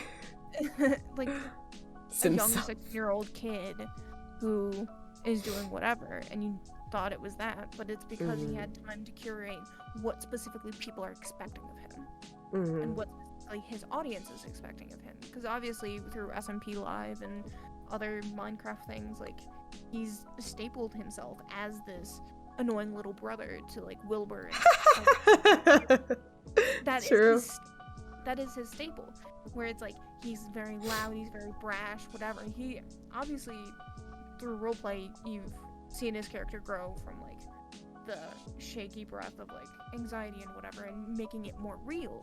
But it's still that, hello everyone, and laughs and stuff like that, when obviously that's a persona, right? So I feel like, give it a couple of years, there will be a different view of it, I guess, where it's like, obviously, I'm not on the internet. It is not specifically me who is on the internet, but my persona, in which what people expect of me, of my content, of how I interact with my content, and with the people who view my content, that's who they see. And sometimes it's not bad to have that kind of separation, because obviously you don't want... The bigger you grow, the less you kind of want everything to be out there, or less you want things to be out there. Yeah. Well, I mean, I don't think I'll ever, like... I can't really see myself ever, like, finding a persona quite like he does, but... because just for me, like, I will just forget that I'm supposed to be acting a certain way at some point, probably, and I'll just be like, oh, whoops, well, never mind, whoopsie daisy. So I just, like, might as well just be whatever. But yeah, definitely, like, yeah, I feel like there's variations of it, like, some people you can't recognize that they have a persona until you really kind of think about it, and then you're like, oh wait, they're just like a whole adult. They're a whole adult. They obviously don't act like this outside of streaming or interacting with fans. Like, I think I had that realization with, like,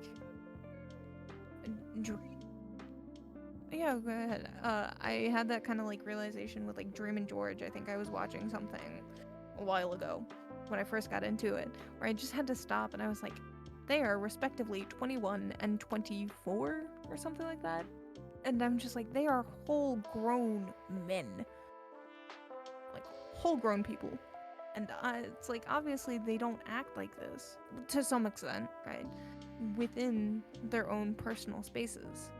So it's, I don't know, I feel like it's a much more natural thing. And for some people, it's much more natural for them to be so blatantly open about a persona. Like Tommy or other people, like I think like Jack had a really big persona at one point, because it's just, that's where your growth goes. I feel it's like you're kind of, it's not more of a like active choice people make rather than an innate, this is where my content creation is going and this is what people like and enjoy, so I'm gonna keep playing up it.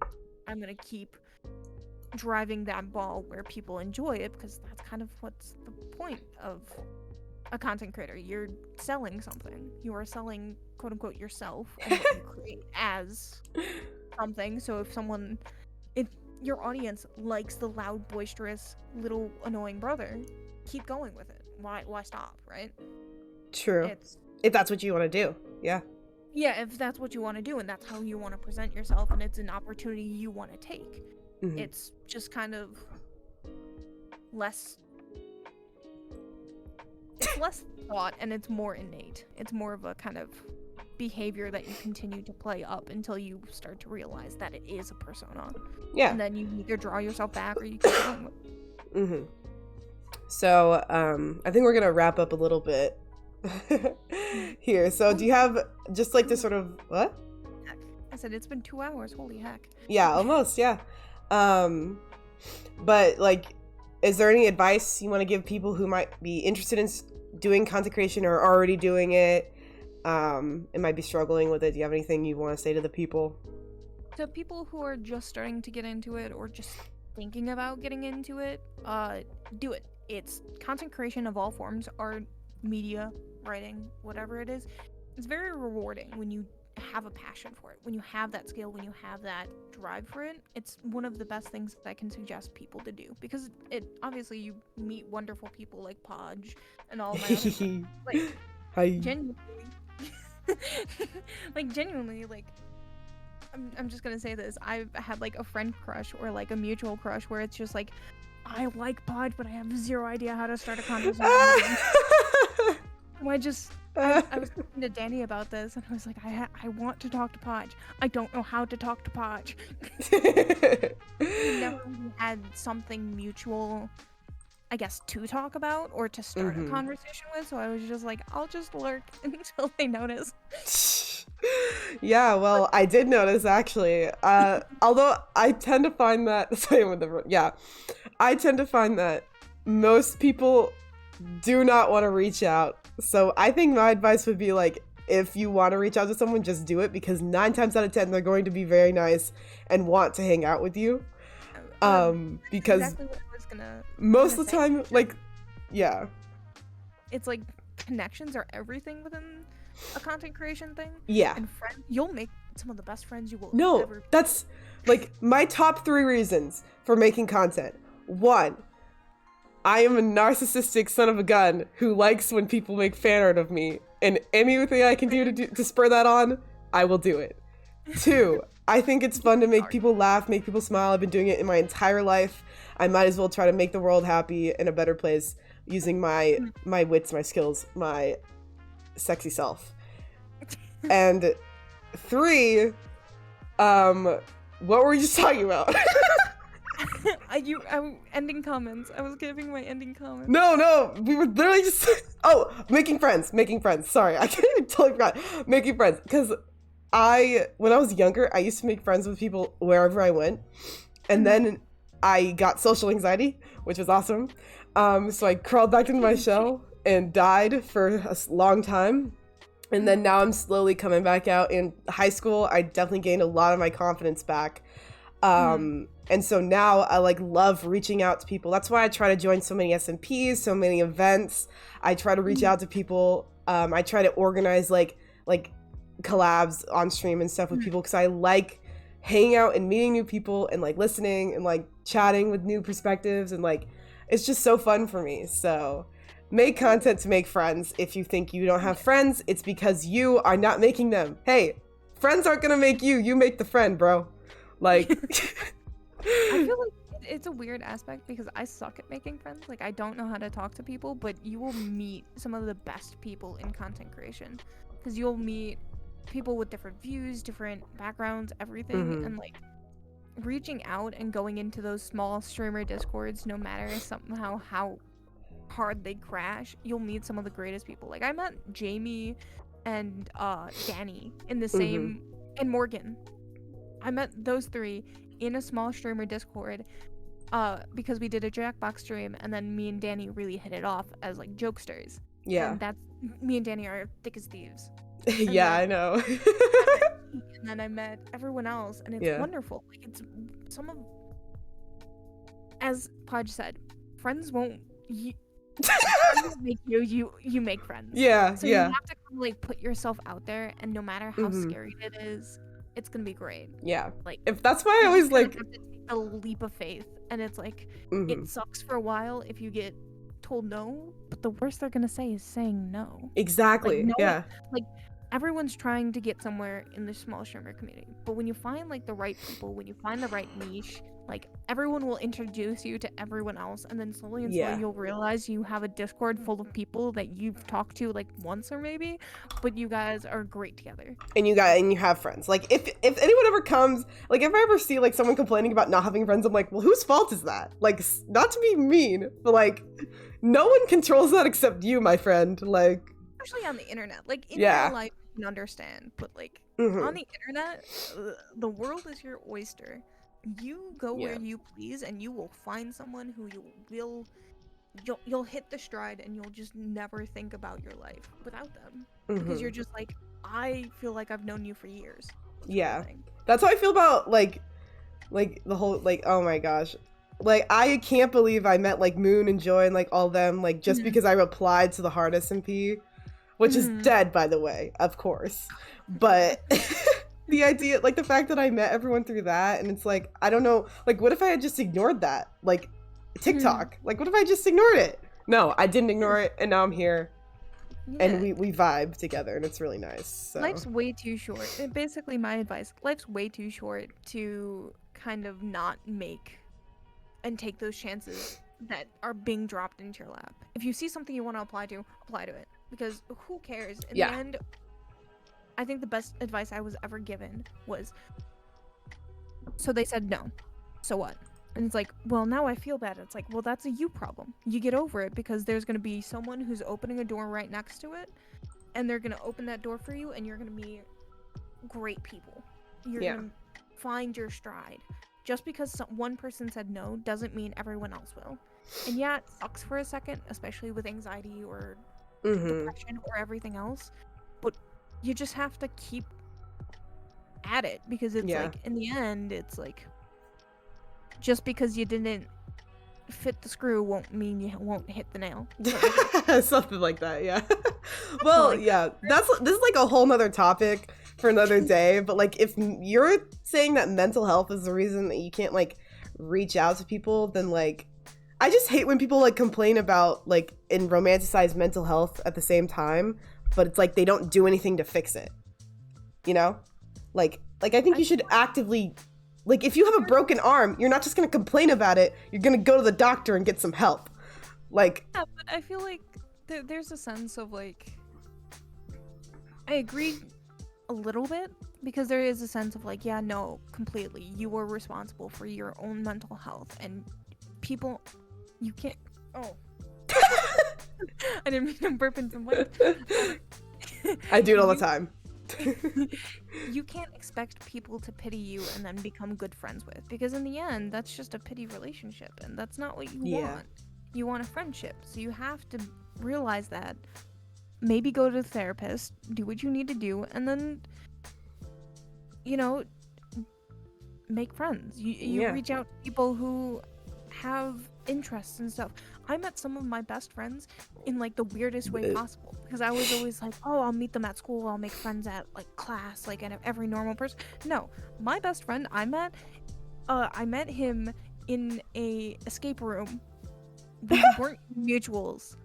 I was mutual with like one person, and they dragged me along to some random person's house, and now I'm best friends with him, like in real life. Nice. Like, we met in the weirdest way, where it's like one of my exes, who I'm still good friends with, I met him at a convention center playing werewolf in the basement of the convention center, when most of my friends that I went to the convention with thought I got kidnapped because I wasn't answering my phone because it was dead service area. Oh. And again, I've met great people from it. It's having expectations is gonna be your worst enemy in streaming community. If you just go in with no expectations of anything, you'll just find your stride and you'll find your people, because having no expectations mean you don't limit yourself. if you keep limiting yourself, if you lock those doors that are open to you, or you won't try doors where you think they're locked when really they're not, you're never gonna really get anywhere. Because Amen. You'll never try things. You'll never go out. And I'm bad about this. Like, I constantly am like, but I want to. No, yeah. Like, saying this, it's like. And then I'm like sitting here and I'm like, but I'm the person who does that. Yeah, no, it's like, obviously, like, no one's perfect, and you're gonna have bad days, and you can't always be, like, I'm not saying to always, like, push, but I'm just saying, like, if you never push yourself, you're never gonna go anywhere. Yeah, you're never gonna grow if you don't water your own goddamn plant. Hey! Stop it! Don't say that. Oh, I forgot that was considered a swear. I'm sorry. Yeah, you're good. Yeah, no, everyone's surprised about what I consider swears or what my mom considers swears, and I'm like, well, listen, this is how it is, so.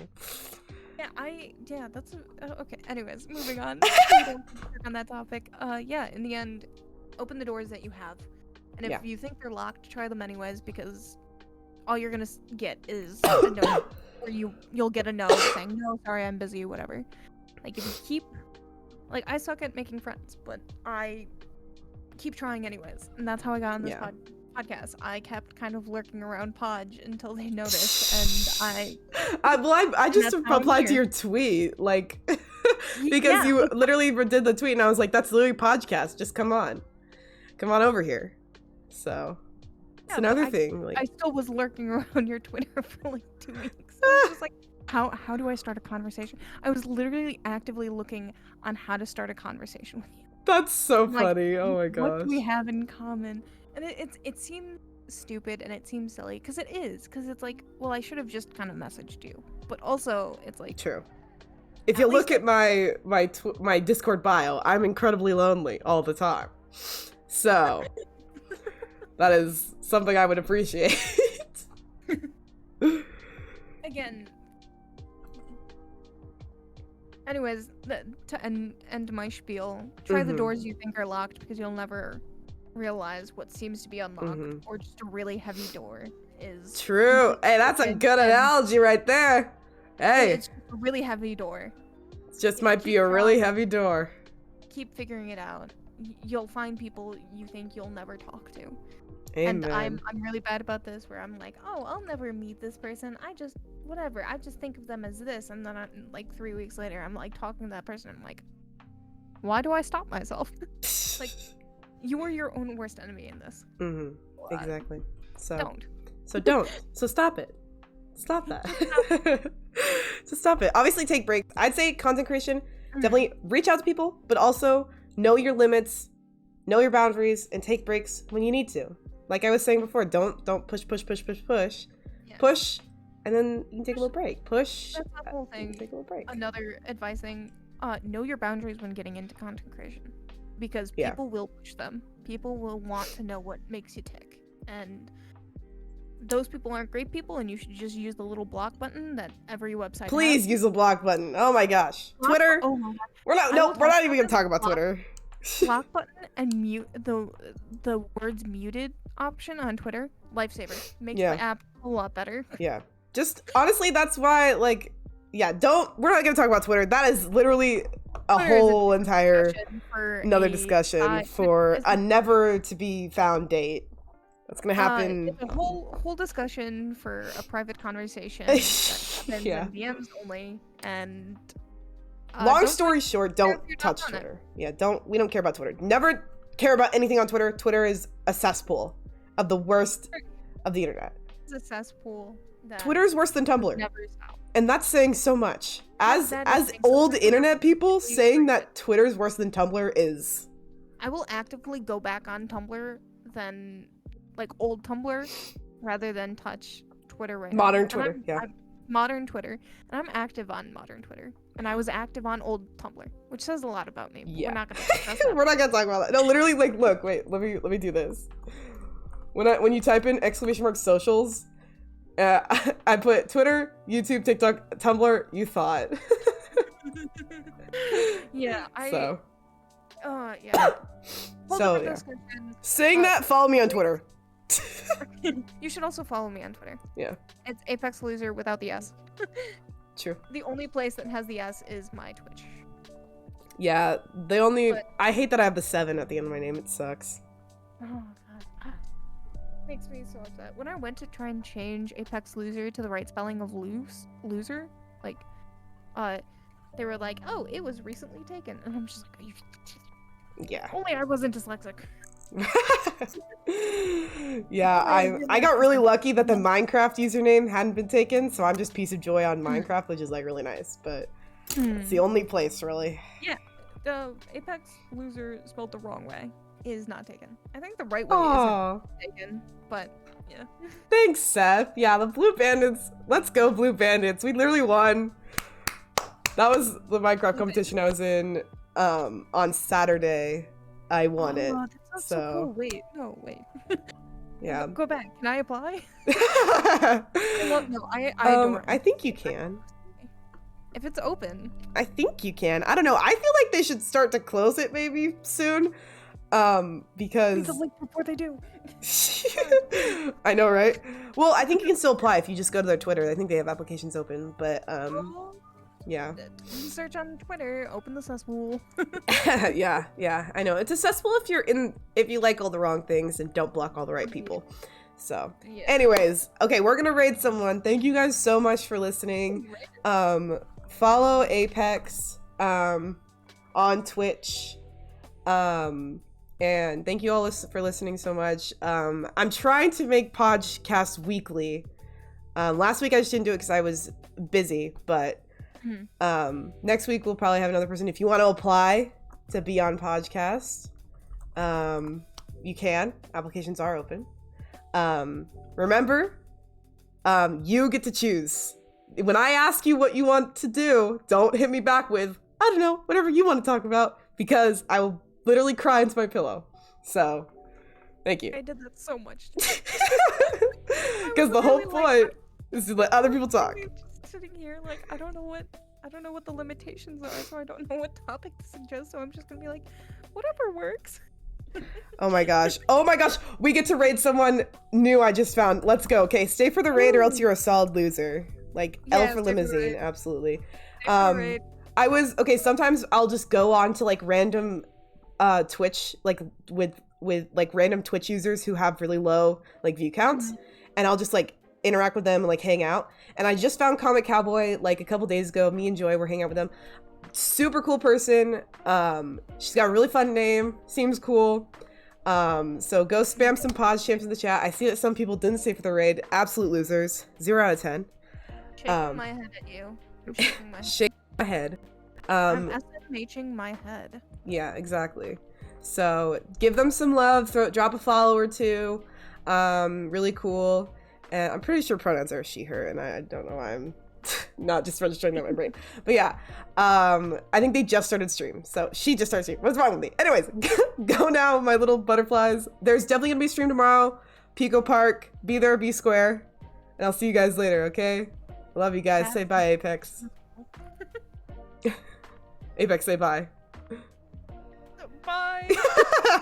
Bye, guys. Bye. Love chat. Bye. Oh my gosh, hopefully the raid button works. Yep.